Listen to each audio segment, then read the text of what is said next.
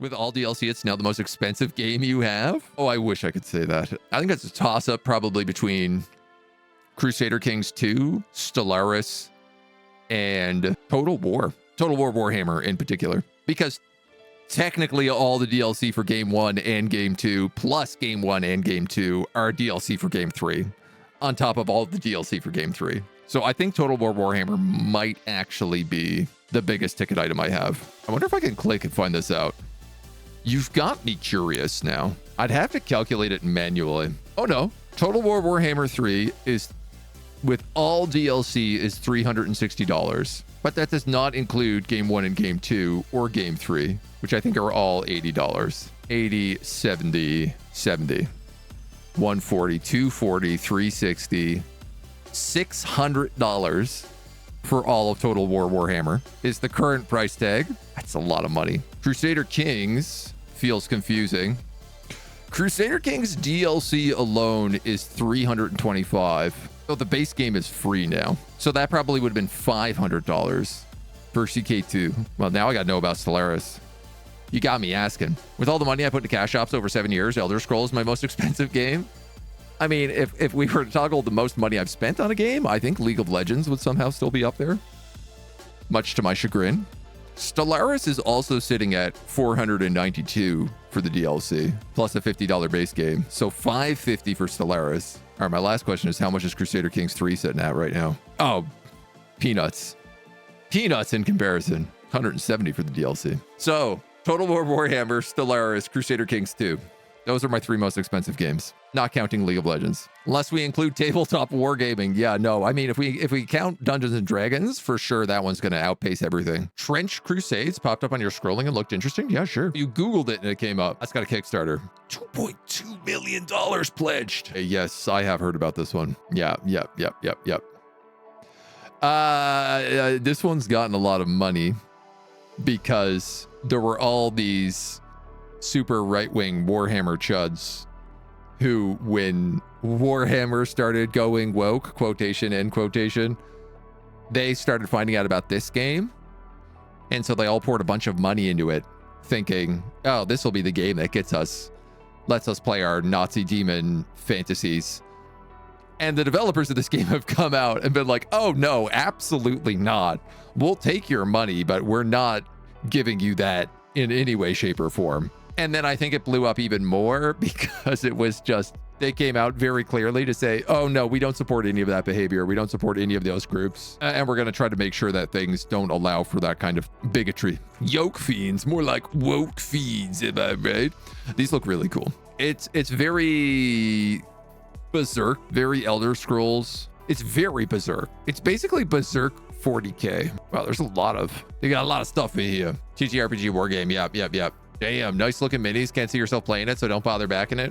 Listen, I can't get around to painting the minis I do have, but I would absolutely buy some of these minis and paint them, or add them to my list of things to paint. $10 to $13 for a physical mini, $30 for the big ones. That's actually a good price. I love this big shrine monster with the Wheel of Pain. Cool. That was pretty neat. Yeah, I remember it was that started blowing up around the time that they said that there are female Astartes in Warhammer. That there's always been female Astartes in Warhammer. It was around that time that Trench Crusade started blowing up in popularity. Getting sick of the monetization of people voicing disagreement on how companies do things? Yep. I'm just mostly getting sick of Twitter, honestly. And just how all social media platforms are designed to radicalize opinions at this point. There is no middle ground. There is no understanding. All social media is just designed for radicalization. And I feel like the world is starting to figure that out. Rather just make my own miniatures. Hey, if you got the 3D printer, why not? Is social media the worst thing that was ever invented? No, I would have to go with probably genocide. But social media is pretty bad. Do lots of people die because of social media? Yeah, but probably not as much as they got killed by the atom bomb. Hard to say. Not everyone currently has a problem with the way Warhammer is going as a chud. No, oh, absolutely. There's lots of problems with Warhammer. Same way with D&D. There's a lot of problems with the new D&D systems. And then there's also a lot of, there's a lot of people who are like, the problem is that they're going woke. And unfortunately, they taint the experience and they taint the criticism of so many other people with valid criticisms around them. And this is what I mean by like the radicalization is because you either go one way or the other. There is no room for the middle ground. And that's the problem with a lot of the social medias. Custodies, not Astartes. You're right. Yes, yes. Female custodies who kind of are Astartes. I don't really know enough about the custodies to say that for certain, but makes the list. Remember back when social media was free, didn't have ads. It was a farmland in every direction. It was really nice. And they built all those houses up there and put in a mall every day. The good old mud days. Oh, bring me back to the muds, please. Let me roll around in the mud like the filthy little pig I am. This is Sand, an open world PvPvE. This game's Sand. There was a game that tried to do this and it failed really bad. And your trampler could be the difference between life and death. There's a couple games that have kind of tried this concept over the years. We got Sand at home. Before leaving for an expedition, you'll have the option of either using a pre-built trampler or designing your own using the trampler editor. You gotta come up with a funnier name for that. This kind of feels like Sea of Thieves, but you build your own boat. Rough and course, it gets everywhere. This is interesting, right? This has got me very interested right now. Played so much Barrow trauma over the years and built so many submarines. Anytime a game is like, hey, do you want to build something? I'm in. We're gonna watch this whole video right now.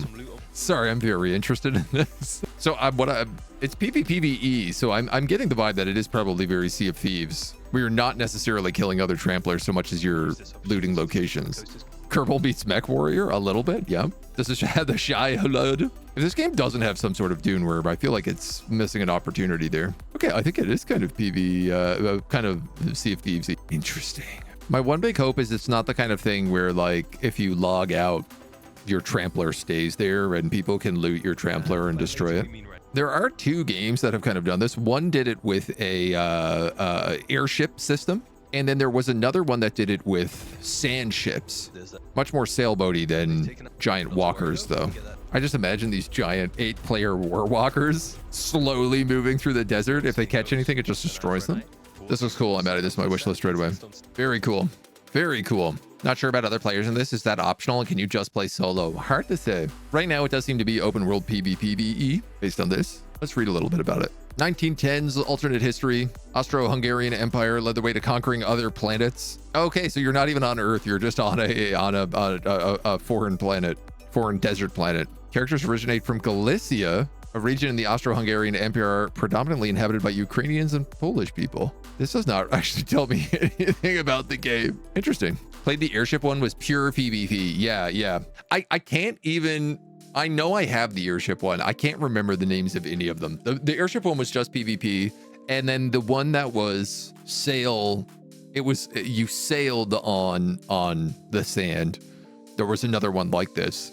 And that one was much more Rust. So to the point that I believe your ships stayed in the universe when you logged out. This feels like it's taking a lot of inspiration from something like Sea of Thieves, though. Just build it to get destroyed. I suspect it's one of these things that if your trampler gets destroyed, you can probably go out and respawn and get another one because it seems like it's your entire base. So, but also like there is an interesting idea to say if it was permanent and if your trampler got destroyed and you'd have to go back to the basics just with your bank account and build up a new one. Because then people would be getting, the richer and richer people got, the bigger and bigger their tramplers would get. But also the more of a target they would then become because they'd be really slow.